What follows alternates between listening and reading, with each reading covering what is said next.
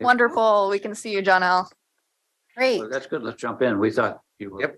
Only that thought. Okay, great. Jump right in. Thank you, Vice Chair Rogers and Board.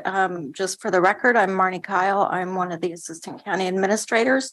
And my role here today is to really support and kind of frame the conversation that Dorian and Jonelle have set up for you today. So with that, I'll introduce Dorian Russell, our ARPA Program Manager, and she'll be providing an overview of the ARPA Tranche 2 work plan.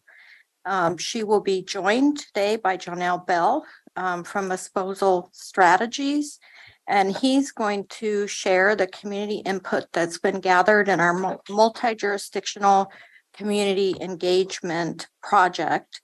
What we're hoping is that today's presentation reflects what your board direction was at the February 7th board work session, and from the ARPA Steering Committee, which is a subcommittee of the board that includes Chair Harrington and Commissioner Willie. So we're hoping that we heard you well, and we're bringing back to you that input. So today is an opportunity that we can gather further input from you and learn what other information you may feel that you need to be comfortable giving the work plan a thumbs up. And then if we do receive a thumbs up, if you're ready and we receive a thumbs up today, the staff would gather really project level data from the project leads and return to your board with a more detailed version of the work plan. And with that, I will turn it over to Dorian. Thank you so much, Marnie. That's exactly correct. For the record, my name is Dorian Russell, she, her, or they, them. I'm the Washington County ARPA Program Manager.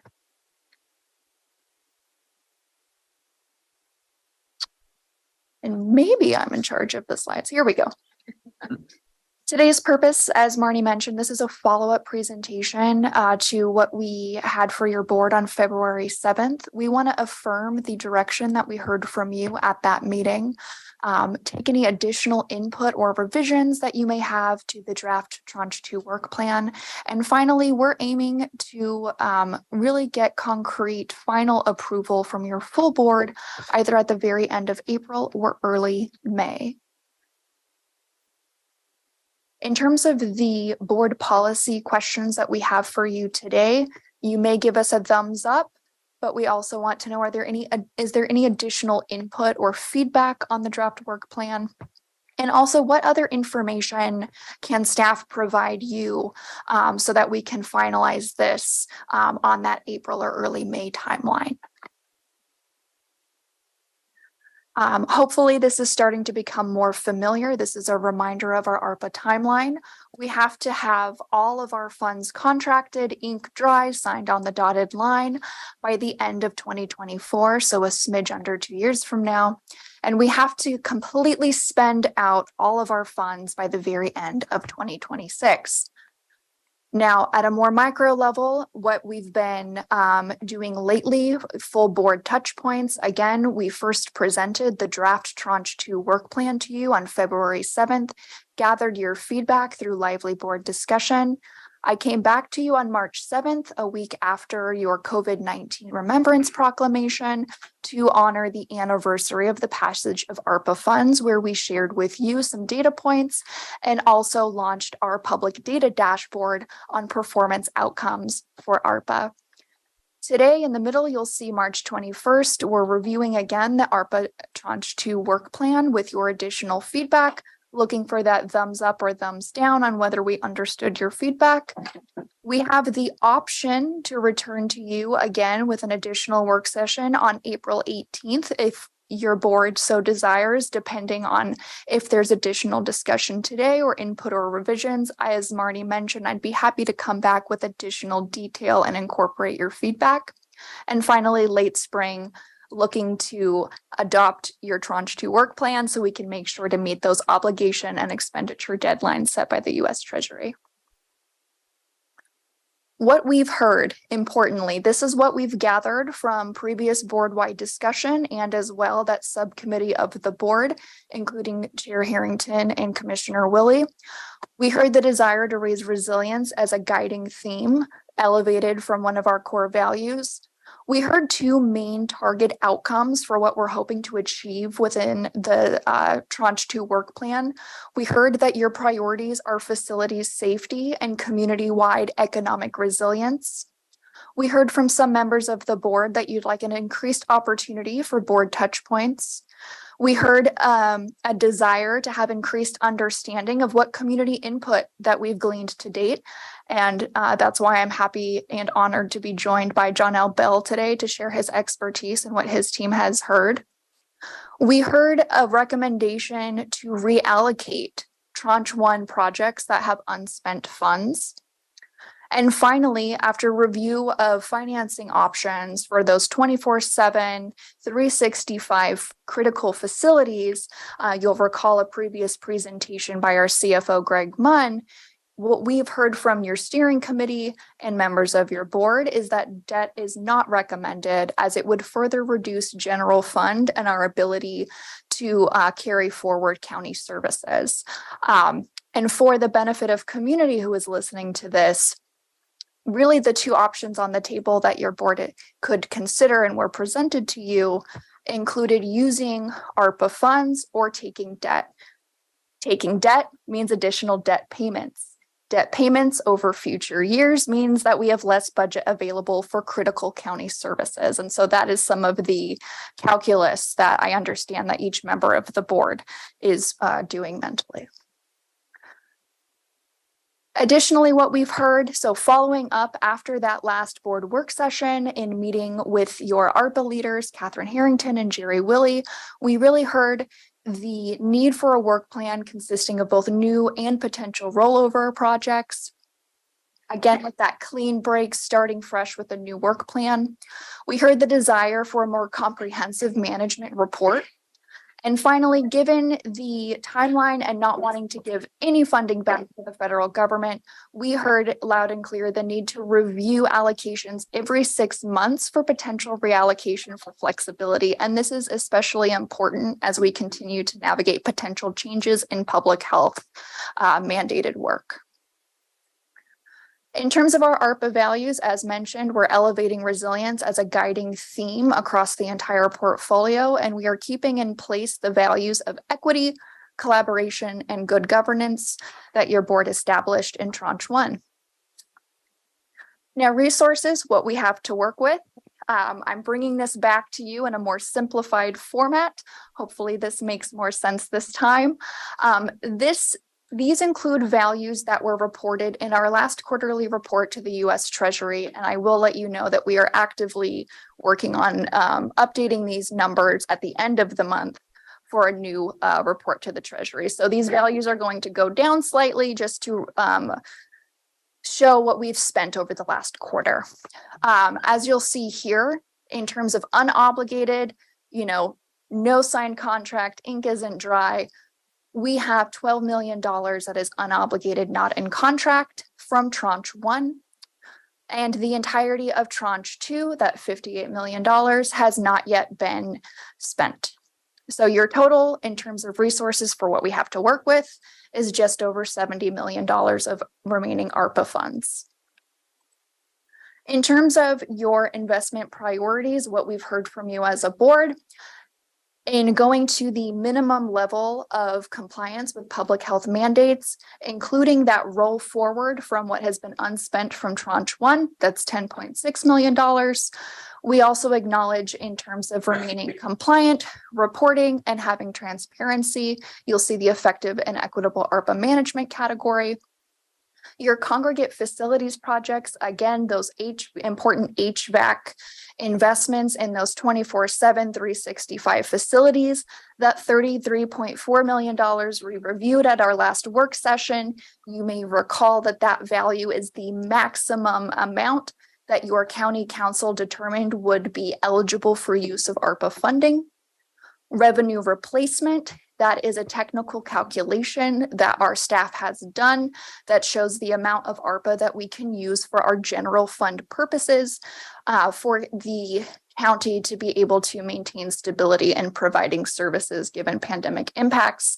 And finally, we heard a thumbs up in using ARPA funds for our long-term county resilience and strategic planning. Finally, in working with your ARPA steering committee, that subcommittee of the board, we have reviewed the entirety of the Tranche 1 portfolio, and your steering committee recommends rollover projects and new projects to the sum of $5.25 million, with the vast majority of these focused on economic resilience and broadband. And at this time, I'd like to remind the board, we've had a couple of different touch points over the last year in terms of our multi-jurisdictional community engagement project with the cities of Hillsborough and Beaverton. And this really has built on work with the COVID-19 Racial Equity Work Group, affectionately called the CREW, which was created during the CARES Act period for staff to be able to directly work with community-based organizations in designing the best program implementation strategies. And to dive into more detail in terms of pandemic recovery and response, I'd like to turn it over to my colleague, John L. Bell from Espousal Strategies. And take it away, John L. Great. Well, thank you so much, Dorian and Madam Chair Harrington, members of the board. Once again, for the record, my name is John L. Bell, President of Espousal Strategies. It's great to see everyone this very spring afternoon, which is nice.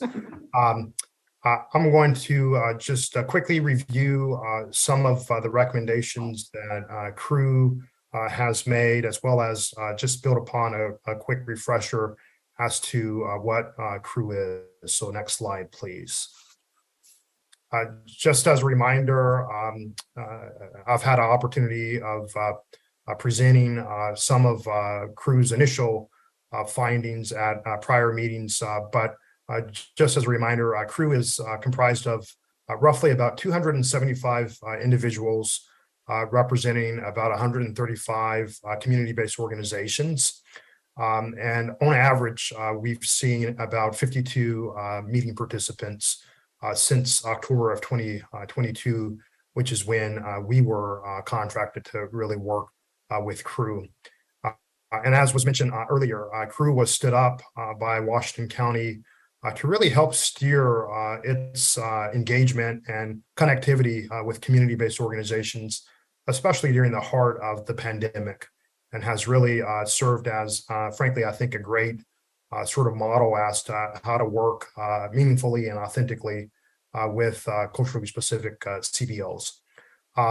This work has expanded as a result of the IGA that Washington County, City of Hillsborough, and City of Beaverton entered into to really coordinate the way in which the jurisdictions engage community-based organizations, as well as community relative to remaining funding with respect to ARPA.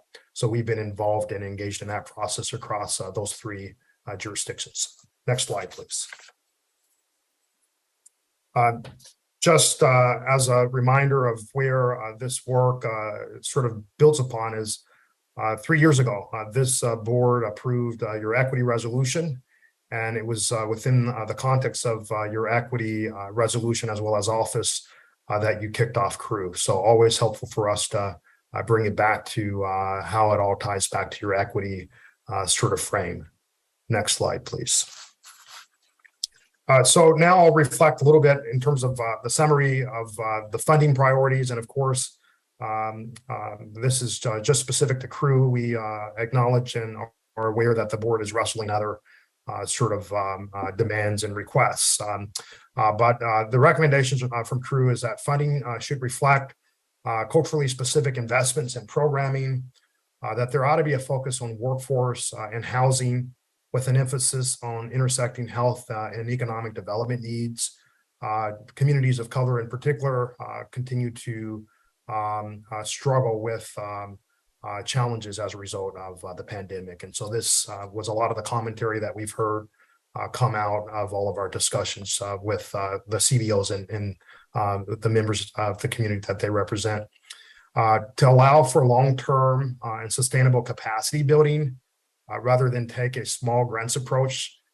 This is something that we've been in deep conversations with the community-based organizations about, is like the real need of building capacity within these organizations that so many jurisdictions are really dependent upon, but that there's a need for meaningful ongoing capacity building investment. That it be administered in an inclusive, accessible, and transparent manner with equitable outcomes as a standard. Next slide, please. Touching upon a little bit more in terms of the capacity building, there are really sort of four areas that have been enumerated with respect to the capacity building, one of which is just around staffing. The need for staffing to be housed within a CBO and or a CBO collaborative to really help with meeting coordination, communication, and frankly, the administering of technical skills building needs. Another category is around space, for there to be funding to promote ownership or cover rent expenses for office space and meeting space. That there be priority for culturally specific gathering space and wraparound services. Another category is around materials. The still ongoing need for a focus on technology as well as office equipment by many of our CBOs and community. And then the final bucket is around training for the dollars to allow for learning and skill building to better connect diverse communities, and to include skills around leadership, advocacy, organizational systems, data management, and communication. And so there's a real, I would say, deep hunger to strengthen a skill set and to build new skill set. I think the pandemic has really exacerbated the need for each of these buckets. But sort of the next question is how do you sort of lean in and invest in some of these areas? Next slide, please. And so finally, the recommendations from CREW is that ARPA funding allocations should be accessible to as many community partners and groups, that the county should consider enough funding for at least 100 community-based organizations, that community-based organizations should be offered funds of no less than $50,000 per contract to build resiliency and organizational capacity, and that funding should focus on addressing, again, housing and workforce needs, but account for how these may impact shared health and economic development outcomes. So that, I think, is the last slide, and happy to take any questions as well. Thank you. Thank you so much for that review, John L. And I will follow up here and mention, as John L. did in previous board touch points, we have previously come to you with really high-level priority items, mental health, housing, none of which have come as a surprise. In terms of the resounding focus that we've heard from the CREW in capacity building, I do want to underscore that throughout Tranche 1, your economic development investments have really leaned into that guidance and feedback. So we have existing and ongoing capacity building efforts, especially for those CBOs that are providing culturally specific small business support. And we anticipate, if the work plan moves forward with economic resilience as a roll forward opportunity, that we would continue that work grounded in this feedback from CREW. Now I'll transition into the recommended Tranche 2 work plan based on that feedback we received from your full board on February 7th, as well as additional meetings with your ARPA steering committee. Earlier in this presentation, I showed you some high-level investment areas for the Tranche 2 work plan. This slide goes into a little bit more detail with the types of projects that would be included underneath each of those. You'll notice that the text in blue are areas from your pre-existing Tranche 1 plan. These are priority areas that your steering committee recommends for rollover, really versions 2.0 no to be included in the Tranche 2 work plan. Again, with that clean break, these would be included in that Tranche 2 work plan, although they had been included in Tranche 1 previously. As mentioned, we have a hold on April 18th. We can come back to you with an additional work session with more project level detail with these if necessary. In terms of next step, wanting to gather board-wide input on your desired work plan investment areas. So are those bucket areas accurate and correct? We can return to you once again for an additional work plan if necessary. And as a shared goal, we're working toward adopting the work plan in late spring. And once again, these are the board policy questions that we have for you today. That's all of the information and content that I have, and I look forward to your feedback. Thank you. Great, thank you. Questions? Looking on our board first, I don't see any hands raised right now. Chair Harrington. Yeah, thank you. I'm happy to kick it off. So thank you very much, Dorian, as the point person for all of this. You've really assimilated the prior direction from the board, and I really appreciate that. And you've played it back here really well. This is great information, and I think it lays out for me quite well.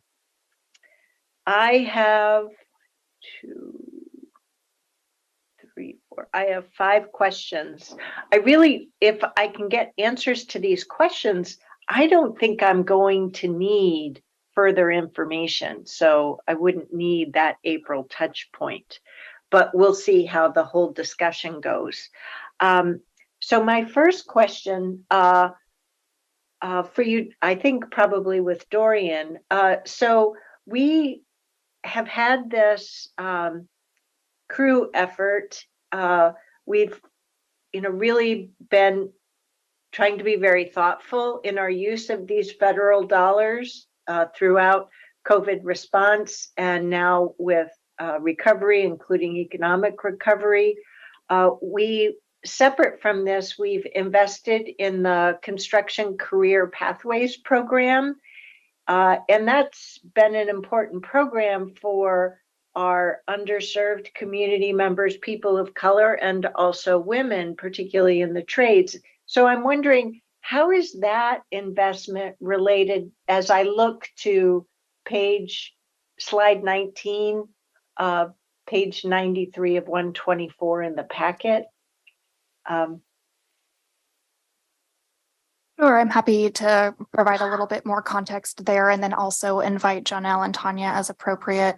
As a reminder, CREW began in early 2020, primarily focused on public health response at the time, and has really blossomed and evolved not only in the context of ARPA. ARPA is allowing us to pilot new and novel approaches to make our organization more resilient in the long term and with other partners. One thing that I should mention is that CREW really had the input that we've gathered from CREW, even though it has been in the parameters of ARPA, has been useful for county service delivery across departments, from ECDEV to SHS, even for areas that aren't ARPA funded, that are, permanent and ongoing. We've really been able to gather community experience and community expertise, and use this information beyond just these one-time funds.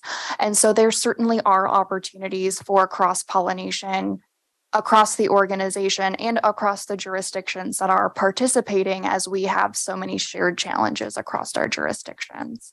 And I would invite both Tanya and Janelle to elaborate further there, but we've really conceived of ARPA as kind of this resiliency pilot, and continuing the relationships and the structures that we've built, and understanding the value of that. But more specifically, what I'm getting at is, if we look at slide 19,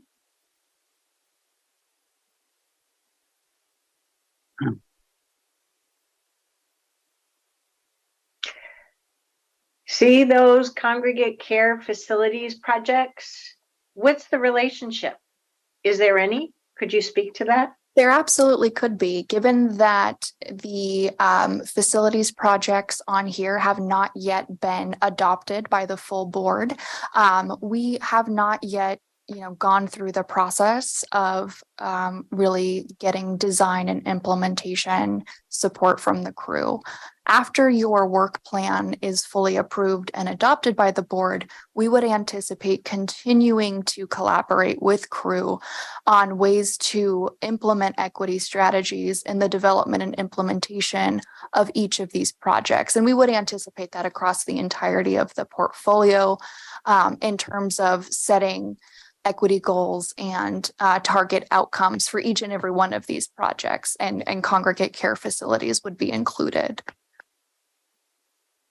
I apologize. Does that answer your question? Dorian, I'm going to maybe take that to one sentence.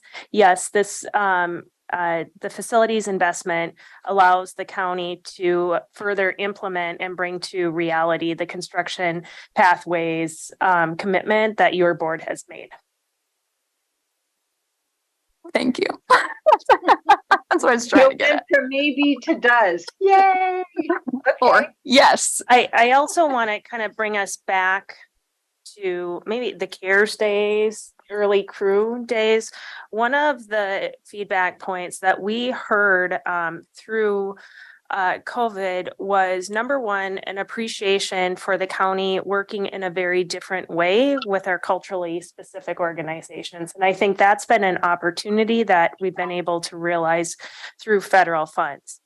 They also had expressed, frankly, fatigue from multiple jurisdictions trying to engage with them and asking the same exact question. So what Hillsborough, Beaverton, and the county came together, hearing that feedback in really, and I want to underscore, a pilot way using ARPA funds, because that could be the impetus to see how we could test collecting feedback in a multi-jurisdictional manner so that we don't put more burden on our community-based organizations. So I just want to ground that additional context in what had led us into this pilot effort. Okay, so so I'll move on to my next question, if I might. When we were on before, let's see. So I need some clarification here on slide 19. So do we have to give any further direction on how to use that 5.25 million across these 4 areas, or are we at the junction now where we have to pick and choose between those 4? From previous steering committee discussions, we would anticipate that each of these 4 would be included in that 5.25 roll forward. Equally. Okay. Not necessarily. We could further discuss that if you wanted to move funds in between programs. Each of these programs or projects have different amounts of unobligated or not contracted funds. And I'd be happy to provide that in more detail in a memo. We do have that handy. And that's also the purpose of that's also the purpose of coming back to the board with clear work plans for each of these, so that we all have a shared understanding of not just the dollars, but what is the scope of work for each of these efforts. Because if we think of outcomes and achieving outcomes, that's connected to what's the work plan, not just the dollars and one 2-word description. So hold that thought. Back to the timeline. I didn't connect that there were work plans. Yeah, I don't remember what slide it is either. Yeah, I'll toggle back. I will say that this is something I can do a better job of conceptually explaining. We want each project within your Tranche 2 work plan to have clearly expressed target outcomes, the proposed actions or activities that project will have, Yeah. that are, you know, grounded in best practice to guarantee those target outcomes. And again, with having a more comprehensive opportunity to report back to your board in an ARPA management plan, keep you abreast of whether those projects are on track to meet their goals. So go to the next slide, please. There you go.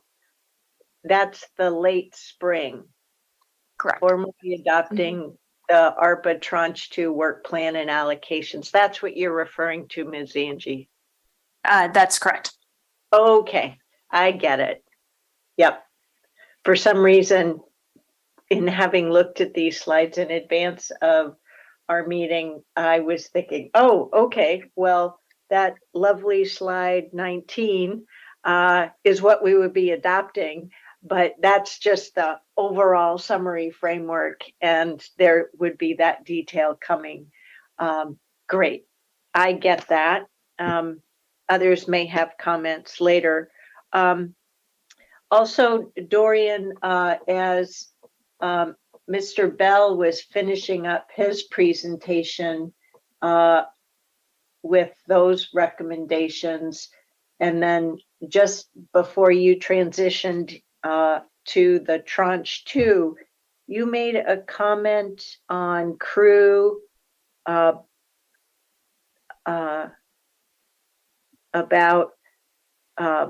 the work that we were doing in supporting capacity or with the capacity building with culturally responsive organizations with our economic development work. So I'm not sure I caught the 100% of that meaning. And my next question, my next couple of questions will relate to that. So just bear with me.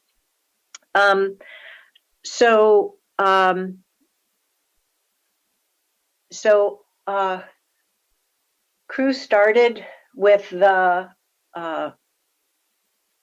CARES Act work, and the board made sure that for all of that initial emergency response that started in March of 2020, that our efforts were in fact informed by the equity resolution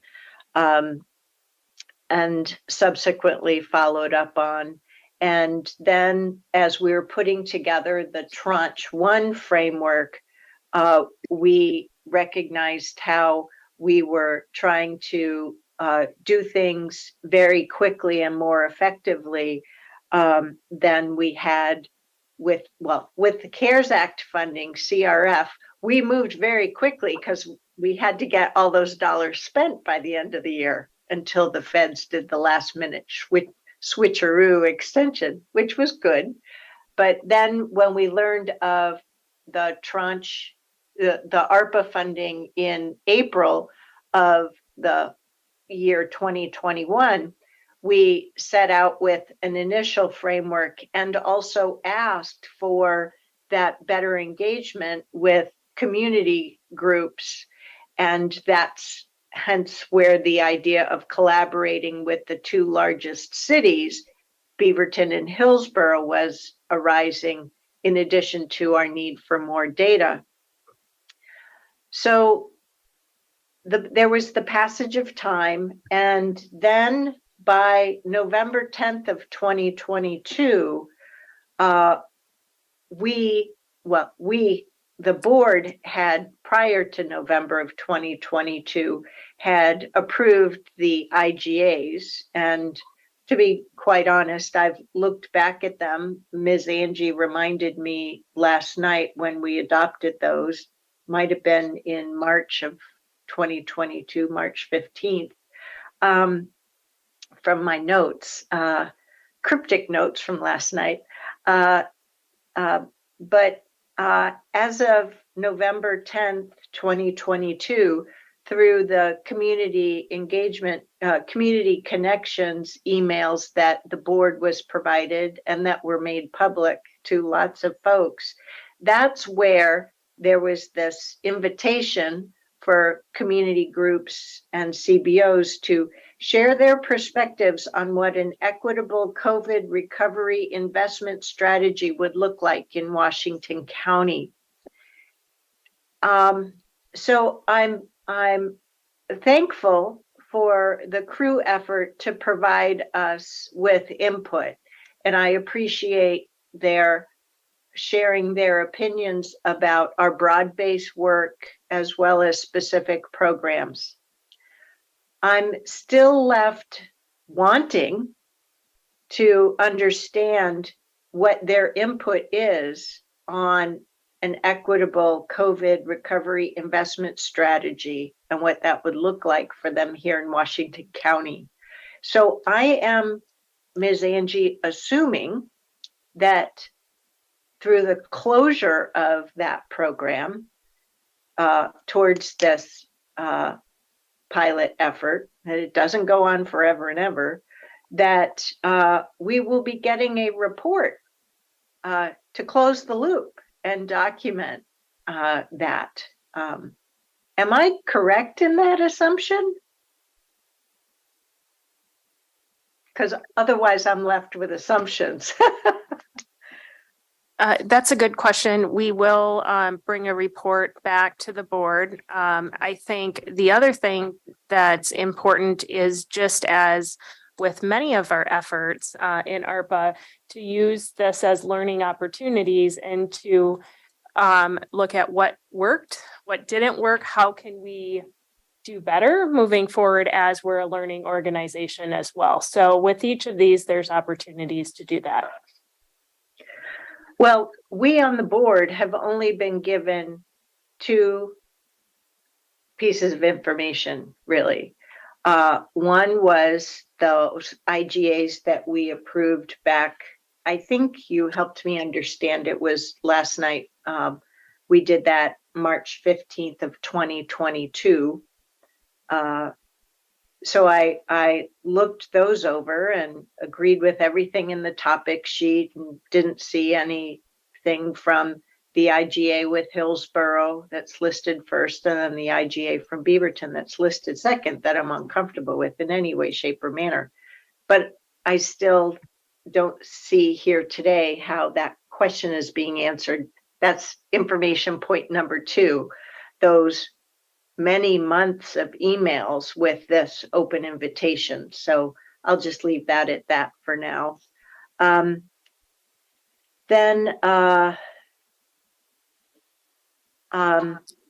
My last question is, both looking at slide 90 or the slide on PDF page 90, which is capacity building needs,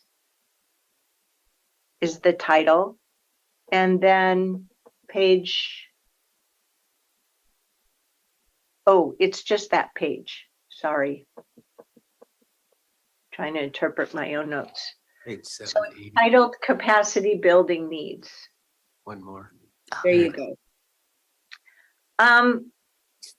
To me, this seems to be asking, slide 91 talks about community partners and groups in terms of the recommendations.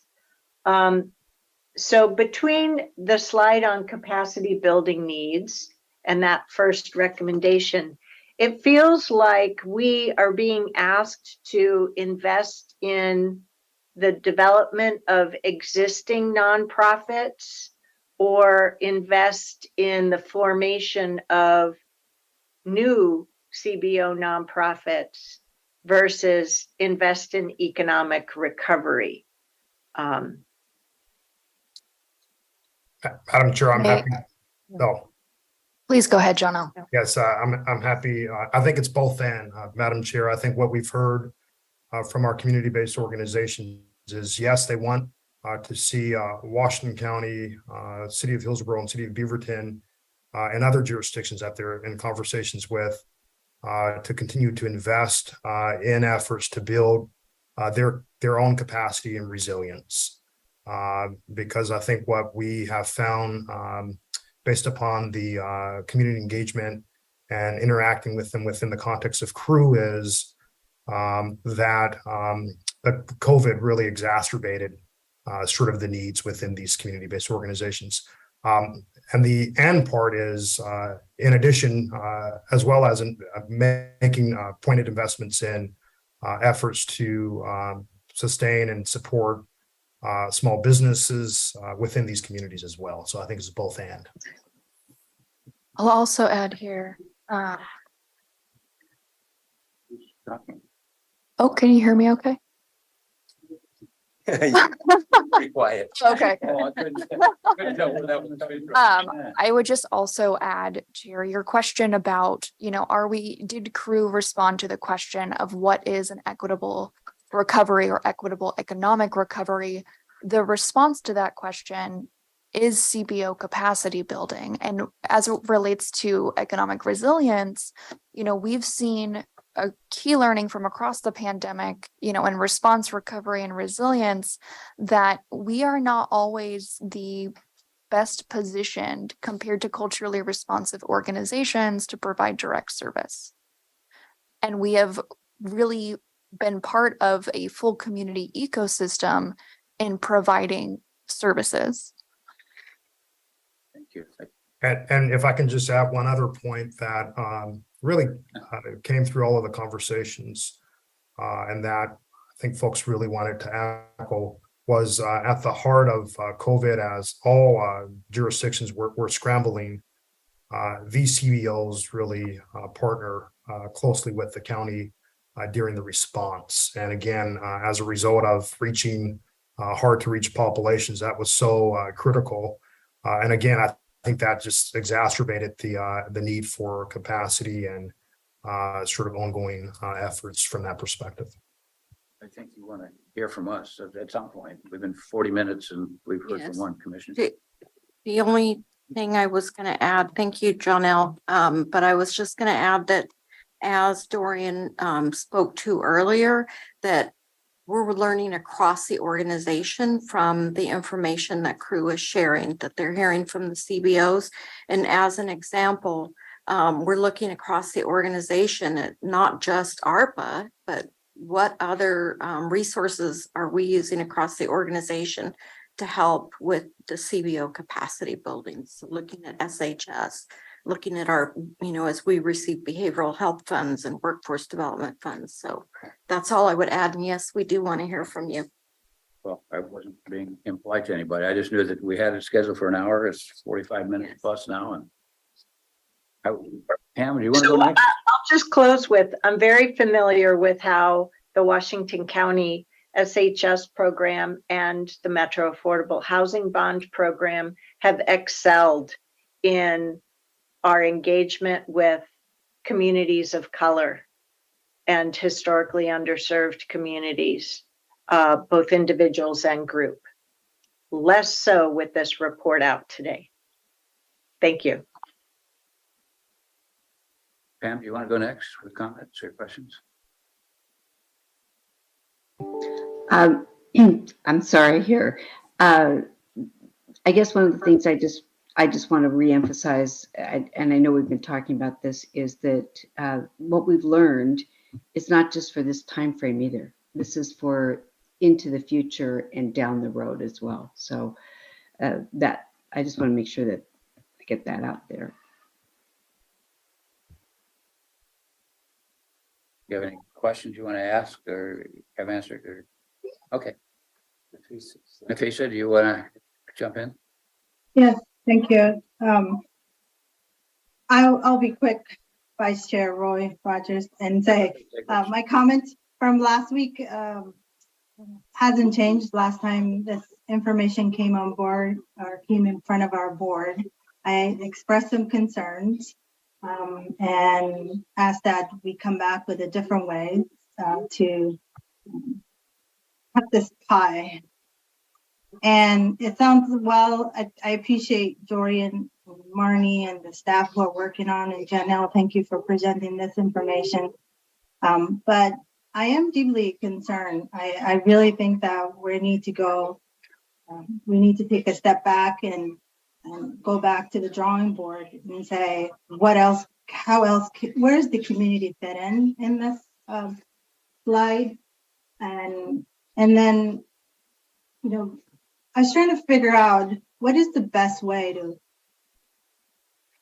characterize like what my hesitation is with how we're allocating this tranche 2 funding. And I was trying to figure out like what is it exactly that we're doing here. And today I saw a constituent that wrote to us about what we're doing with our tranche 2, and they used the word misuse, and I couldn't agree. We are definitely misusing how we are allocating the ARPA dollars, and I'm trying to figure out. I know I asked the question earlier, and I think I asked in my briefings as well, around like, is this in violation of the intent of the ARPA dollars? Seems like 34 million out of 58 seems a pretty high number to allocate. And remember, I'm with you on this journey. I completely agree. We need to take care of our facilities. We need to address, there is a liability question here. We need to hands down really take care of our facilities. But I'm not sure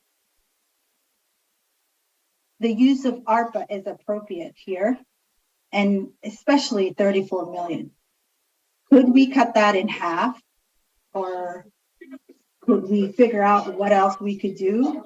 And it's not acceptable to the community that we're misusing our ARPA dollars here. And I will address that and commend our county council, the work they did around figuring out it's not a violation. Yes, we're allowed to do it's within the guidance, the Treasury guidance. But just because we found ways to be creative to use the ARPA dollars doesn't really give us the right to use it as a bailout for the county's own mismanagement. And I don't think it gives us the right to neglect the community's needs and the intent of this funding. And I just want to appeal to our board and say, you know, as a board, we owe it to our community to uphold our commitment to equity and show that in our investments of ARPA investments. And I hope that we find a pathway or a path forward to better balance this between the community needs and our facilities needs, because that's what's at hand here. We're pitting the county facility needs against the community needs. And I really, what was said earlier, the both and, it's a both and. And I think we have a moral responsibility to figure out what that balance is of both and here. So I hope we can keep the conversation going. And I hope that we found a balance of the needs of our facilities versus the needs of our community.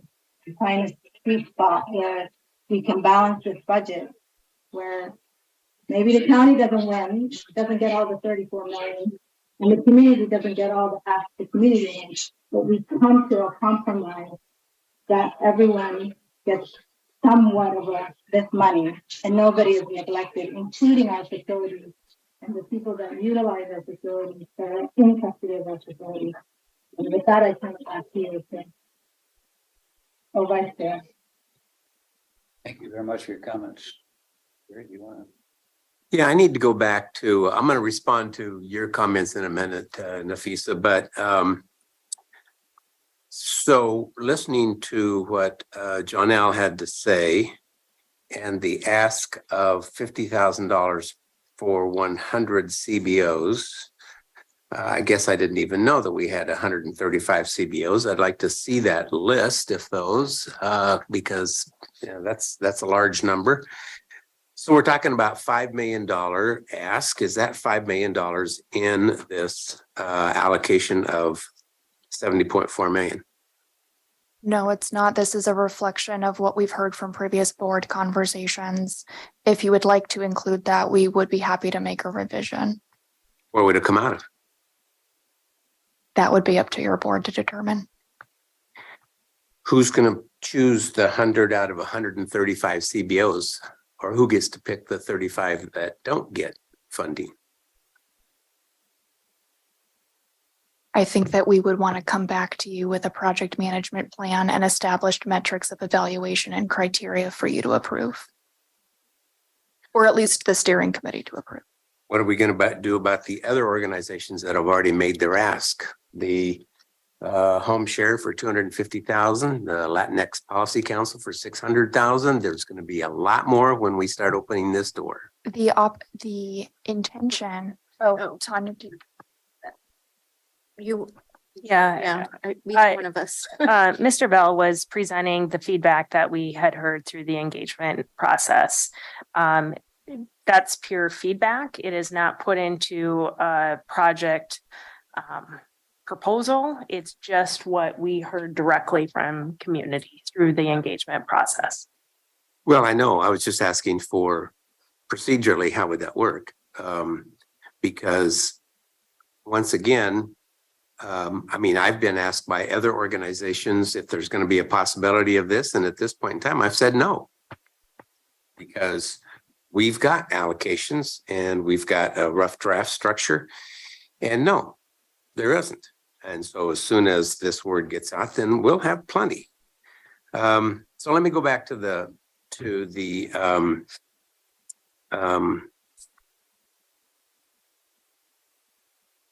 I guess just a second, I got to get there. The cruise input on the congregate care facilities. Would you explain that to me again, Dorian? Because I didn't follow that and I didn't want to jump in when the chair was asking her questions. So could you run by that one more time? Sure thing, I'm happy to. If your board approves this work plan, we would formalize each of those congregate facilities projects, as an ARPA project. And as we have done in the design and implementation of previous ARPA projects, we would look for community input on how we design and implement. So that could look like certain goals in contracting with COVID certified firms, for example. It could look at the types of processes that the county undergoes in contracting, making it more accessible and equitable in who we are paying for services. There are a variety of different types of goals that we could tie to each of those projects where it could be appropriate to work with culturally specific groups to understand what barriers to, career pathways to construction to, it would depend on what the target outcomes are. Again, with having a work plan for each specific project, we would want to identify what the goals are and have crew help design the project to the degree that it would make sense. That sounds like a lot of bureaucracy to me. I thought if we look at our procurement guidelines and policies that we have put into place over the last 3 years, wouldn't that pretty much cover and give us the direction we need to proceed on these? I mean, the law enforcement center services,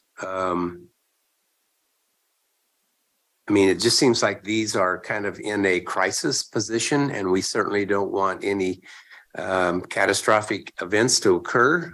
We certainly don't want to have to close our jail because of something happens, and then we put into place a number of these hoops that we have to jump through before we get to construction. And I'm just concerned that we're putting into place a lot of hurdles before we get to actually doing something. Sure, it would be input, not additional administrative hoops to jump through. And we would, of course, keep that in mind. It sounds like it's going to take longer. I have already directed facility staff to start on those projects. At the point that we get to contracting, and if we need to determine on a temporary or emergency basis funding for any of those projects, I would be coming to your board immediately. So facilities is actively working on these projects right now. So I want to underscore that. Okay. Well, and I'm not trying to circumvent the responsibility of crew, But at the same time, I don't want the tail wagging the dog. So that's probably my concern.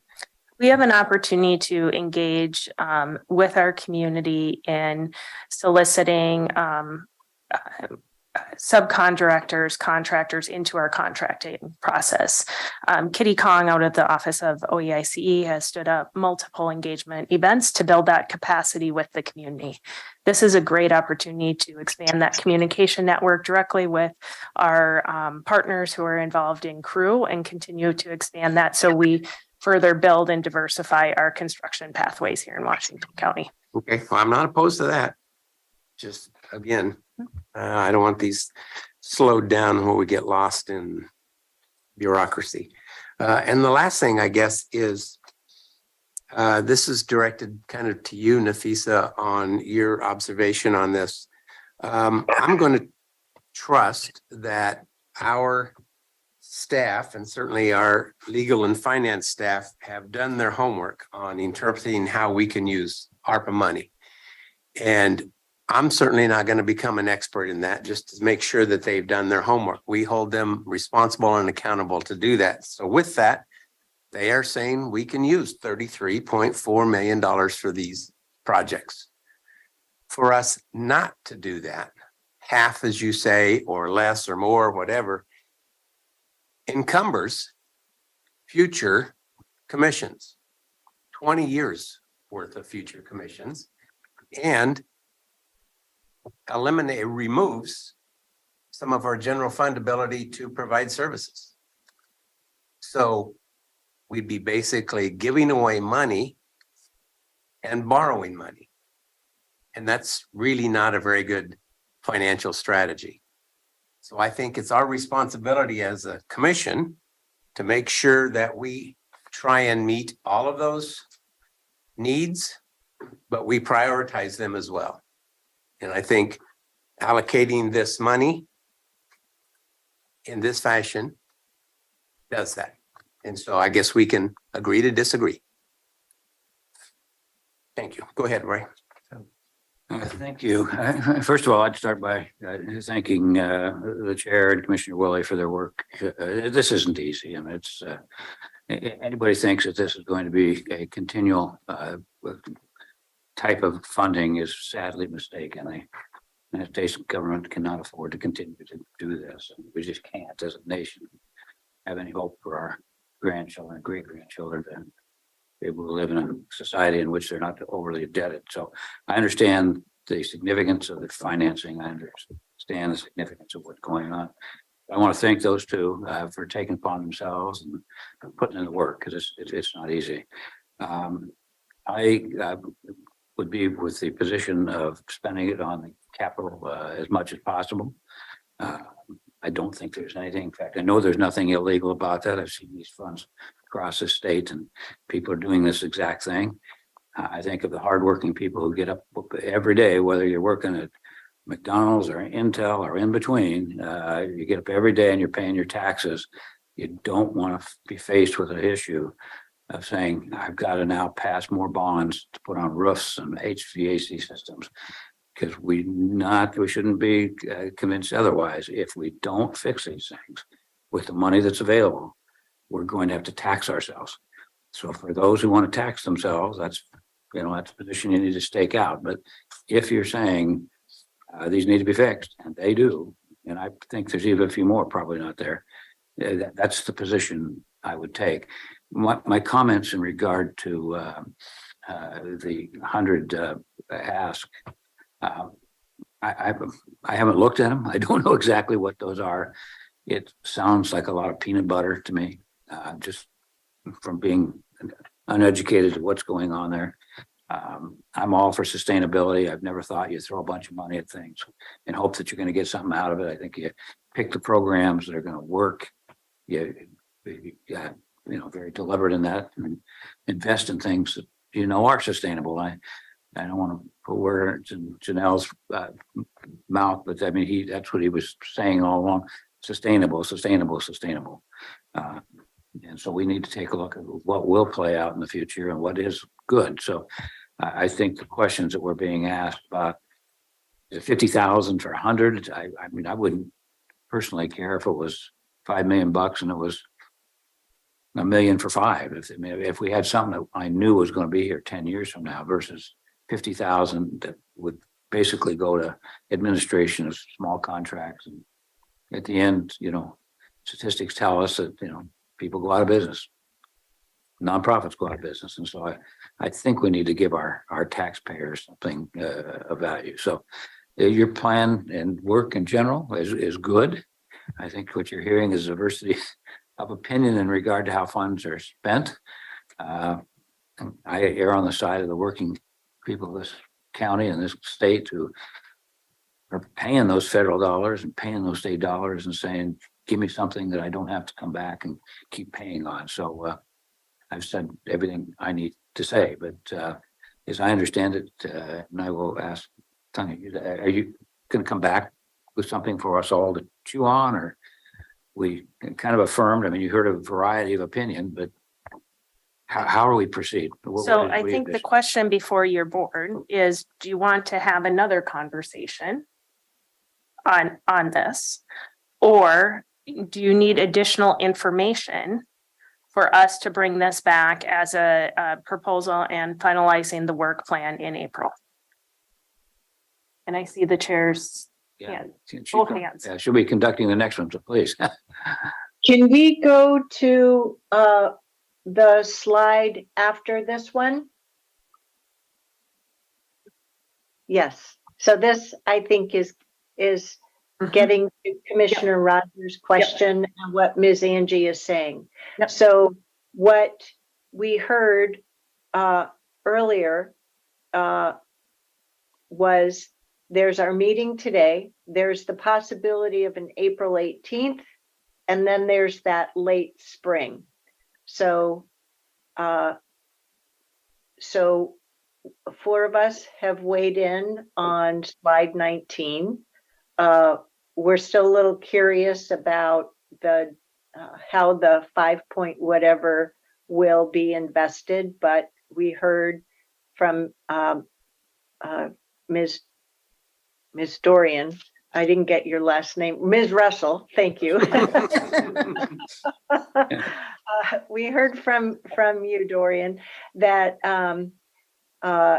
you'll return with more of that information. And now I see on this slide, I thought it would come with step 3. So let me give you the opportunity to see, did you really want to bring that back in April 18th, or just wait until you have the full meal deal for step 3?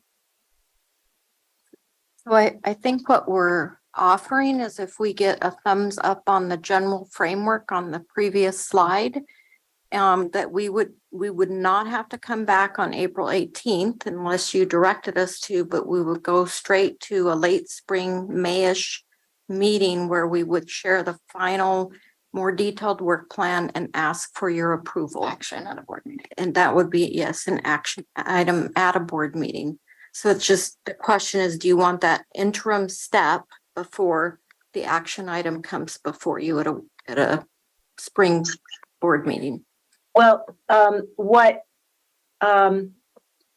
so one thing that was articulated earlier is that one aspect might be taking that 5 million and spreading it over these 4 categories equally.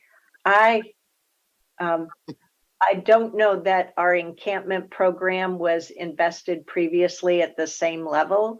So that's the only unease that I had, is really, that might be a bit too much for me, but I don't know that I'm going to sweat that one so much. May I offer some clarification, Chair? Each of these right now assume that the unspent portion of those Tranche 1 projects would roll over for the corresponding program. And so each of these have a different amount of unspent funds that we would anticipate rolling forward within those programs, unless advised otherwise. So it would go on top of the 5.25 if there's a rollover. No, that's what you lose us every time, Dorian. So What I suggest, Ms. Angie, is that just a memo be put together, and if necessary, Commissioner Willie and I, as the steering committee, can review that and share that. With the assumption that you get a majority thumbs up on slide 19. So We can put that memo together to further clarify not only the investment amount, but a brief description of what each of those areas are. Mhm, yeah, And if we could have that sooner than later, mhm, Mhm. mhm. so Okay. we have some time to noodle over that. So that's good. I agree with you, Chair. Thank you. yeah, I think that would be really good. And I would say, just as one of my comments, that I know on this slide 19, with all of this work, that every single one of these line items addresses community need. Whether crew has commented on it or not, I know that with every fiber of my being. So I feel very comfortable that we are advancing the state of our community members, including those who've been historically underserved in our community. So I'll just leave it at that. And Commissioner Rogers, Vice Chair Rogers, when you call for thumbs, I'll answer. Commissioner Treese.